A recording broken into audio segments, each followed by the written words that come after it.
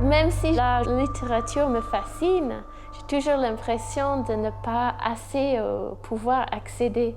Parce qu'il y a tellement de livres à lire dans le monde et on ne va jamais arriver à tout connaître, tout lire. On va mourir avant. Oui, le travail, c'est une réflexion de ça aussi. C'est cette frustration aussi de vouloir tout connaître, mais jamais pouvoir. Je lis pas tous les livres que je découpe, malheureusement. Mais justement, j'aimerais. Je pense que là, encore une fois, c'est le vouloir de lire. Je veux donner une impression au livre que ça a été lu et partagé, digéré.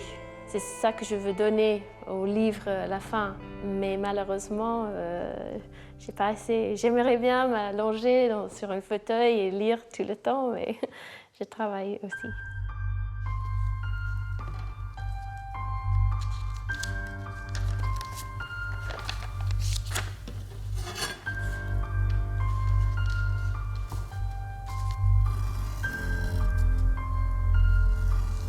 L'hasard est vraiment encore là parce que je ne contrôle pas tout à fait tous les découpes qui sont ces gestes répétitifs. En même temps, il y a un contrôle qui est inconscient, je pense. Parce que ça fait 10 ans que je fais ces gestes qui sont devenus presque automatiques pour moi. Donc là, il y a l'hasard, mais on ne sait jamais la forme que ça peut prendre finalement. Je vais partir dans un sens et puis changer à cause de l'image ou les couleurs par rapport à la composition qui est déjà sur la photo.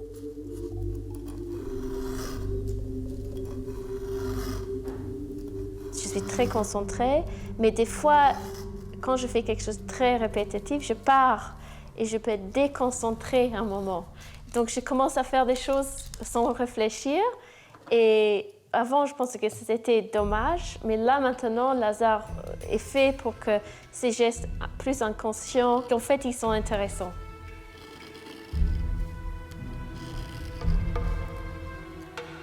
C'est vrai qu'il y a un vrai rapport avec le corps, pour moi, et le livre ou le papier.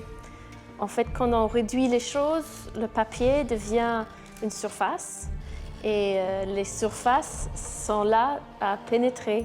Donc c'est là où il peut devenir peut-être sensuel, érotique, mais aussi l'idée de couper quelque chose pour moi, c'est aussi l'idée de libérer quelque chose. Donc il y a des concepts derrière fascinants aussi, pas juste l'acte qui est très sensuel avec le papier, le matériau, mais aussi les concepts derrière tout ça.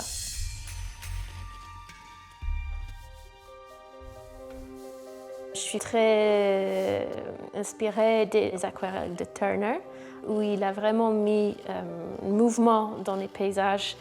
Tous ces petits traits qui sont dans un tableau accumulent pour faire une énergie, un mouvement. Donc là, je fais peut-être la même chose avec mon scalpel. Le trait de scalpel, pour moi, c'est le trait de pinceau.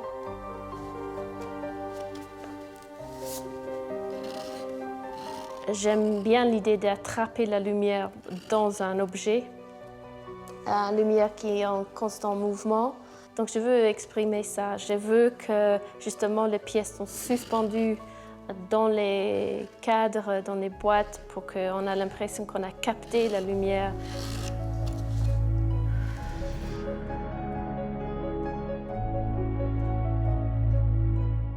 Au travers de ce que je fais, j'ai appris que notre art est une réflexion de nous-mêmes et ce qu'on pense. Et je crois qu'on ne peut pas échapper à ça. Au début, je pensais que ça ne me représentait pas autant que personnalité. Ça se voit, des fois, c'est des autoportraits que j'ai créés. Donc j'ai appris beaucoup sur moi.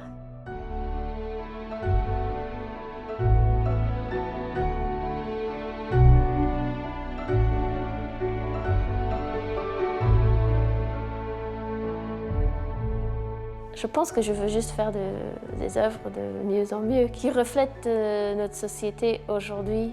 Et j'espère pouvoir toujours faire quelque chose d'assez fort, de fasciner des personnes, de leur donner peut-être soit la paix dans les œuvres ou l'espoir, ou leur montrer la beauté des paysages, de lumière. Et ça m'a ramené jusqu'à ici.